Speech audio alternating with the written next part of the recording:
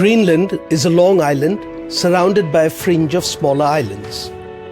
It lies between the Atlantic and the Arctic Oceans of the northeast coast of America. 100 years ago, 86% of its 2 million square kilometer area used to be under an ice cap. A century later, the ice cap covers 80% and continues to decrease.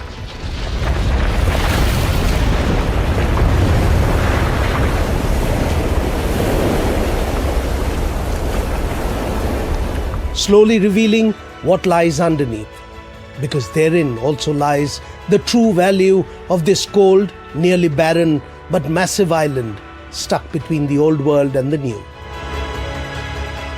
Geographically, Greenland is part of the North American continent, but politically and culturally, it is European.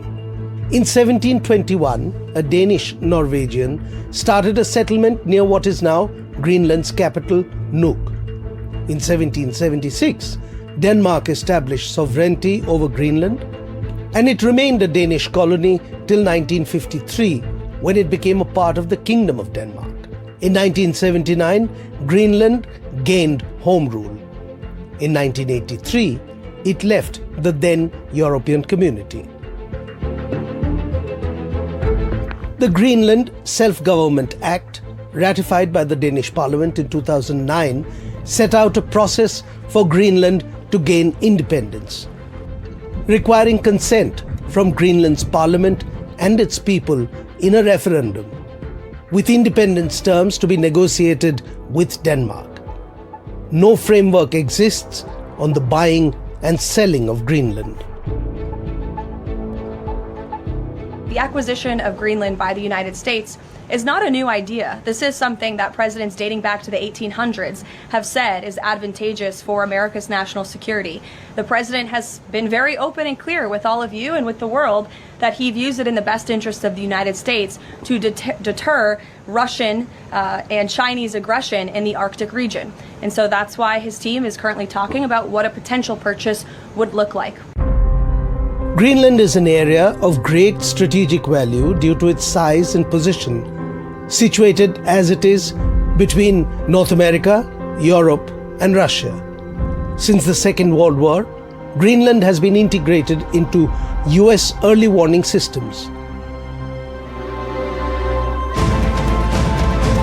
The US Thule Air Base, renamed Pitufik Space Base, halfway between New York and Moscow, is part of their missile defense shield.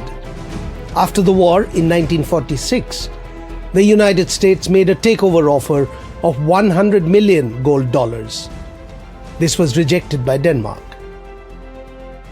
I believe in democracy and I believe in the international rules. Of course, I also believe that you do not change borders by force either one way or another. It is not only the position of Denmark and the Danish kingdom, fortunately, of Europe too. So I hope that the people will also take note of the once again significant European support that we are receiving. Greenland is practically uninhabitable. Humans live along the coast, mostly to the west and south of the island. The entire population of this massive island is around 57,000, nearly all of them of Inuit ethnicity. Greenland has no industry, there is no road network, and most supplies arrive by air and sea. 90% of its exports come from fishing. Denmark subsidizes around 60% of Greenland's budget, which accounts for 25 to 30% of its GDP. Greenland is eyed by Russia and China for its potential. In 2016, it came to light that the main shareholder of an Australian mining company in Greenland was Chinese. By 2020, close to 20% of Greenland's exports were to China. Melting land and sea ice is making Greenland's rich mineral and hydrocarbon deposits more accessible. Greenland has large deposits of rare earth elements. Estimates put them at 10% of the entire world's total. Copper and cryolite have been mined in Greenland since the mid-19th century. In the 20th century, zinc, lead and silver were also mined. Coal mining began in 1906. Uranium was discovered in 1956. The 1970s saw the start of offshore oil and gas exploration. Significant offshore oil and gas reserves are estimated to lie to the northeast and northwest of Greenland. No wonder then that outsiders want an insight into Greenland. It has also been an attraction for flamboyant, convicted felons. In fact, that is how it got its name. Around 1,000 years ago, Eric the Red, an Icelandic murderer who was exiled to the island, called it Greenland. He hoped that the name would attract settlers.